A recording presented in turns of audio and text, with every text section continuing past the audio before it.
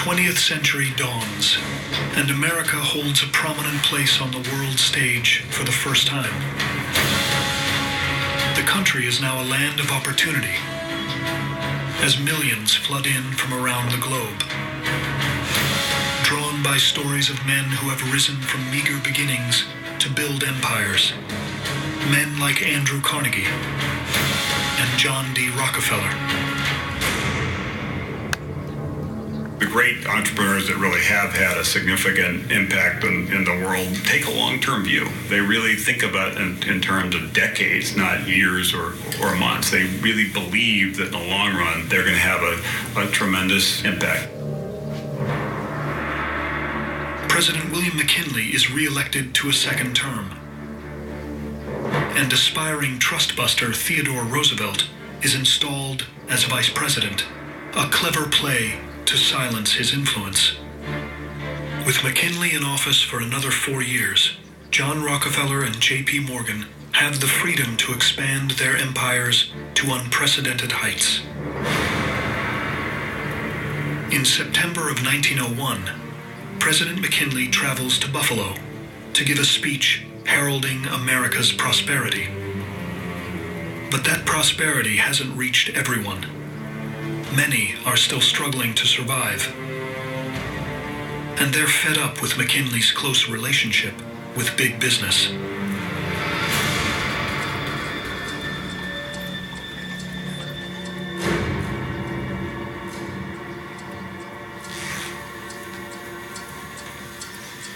Leon Czałgosz is a former factory worker who recently lost his job at a company J.P. Morgan took over during the creation of U.S. Steel. As Czałgosz struggled, he took refuge in the growing anarchist movement. He becomes convinced that the government is helping the rich exploit the poor, and he's determined to put an end to it.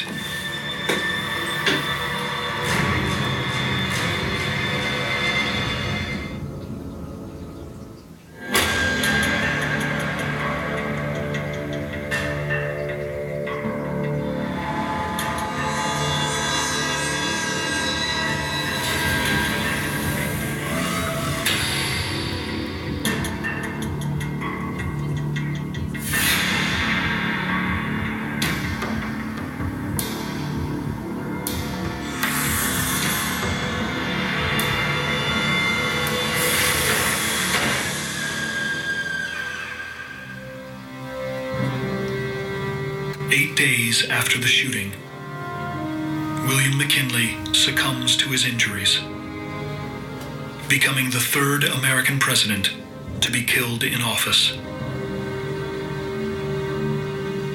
For America's most powerful men, it's the worst-case scenario. An assassin's bullet has robbed them of their president, a man they spent millions to get elected. And with his death, their worst enemy comes to power. Teddy Roosevelt is about to become the leader of the free world.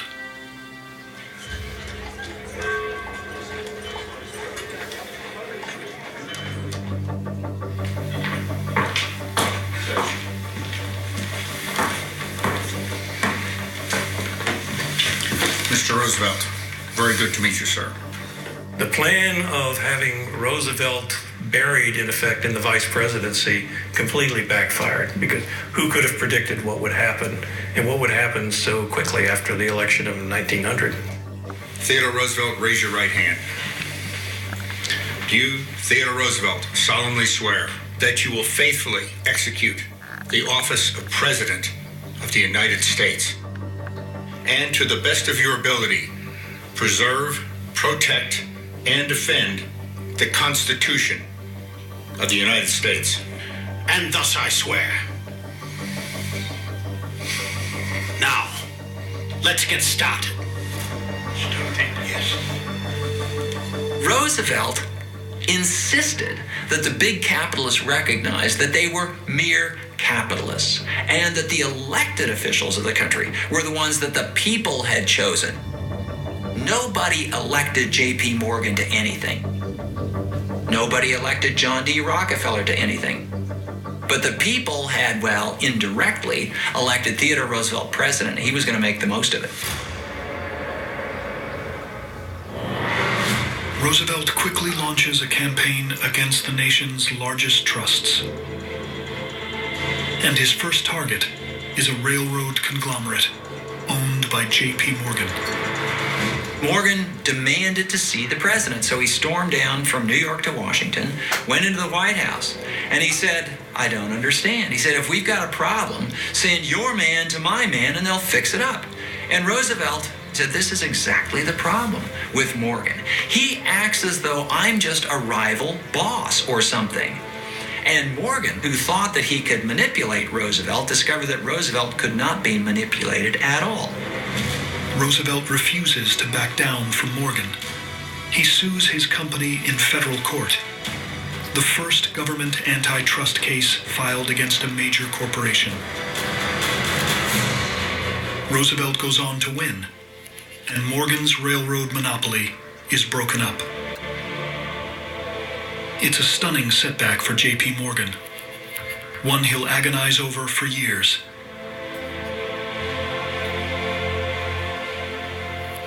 And it's a sign of things to come for his fellow Titans. Roosevelt is elected to a second term, and over the course of his administration, he files suit against dozens of trusts. It's a time of great change for the nation.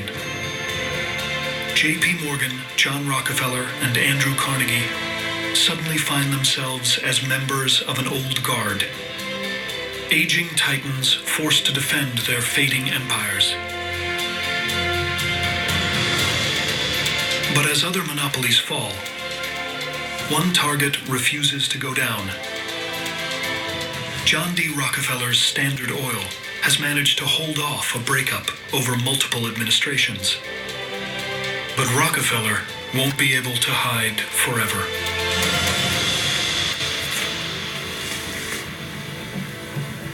Standard Oil got the reputation as the most hated company in America. It became literally the symbol for big business evils. It was an example of big businesses getting way too much power and nothing or no one available to. The procedures, it makes sense to have great coverage.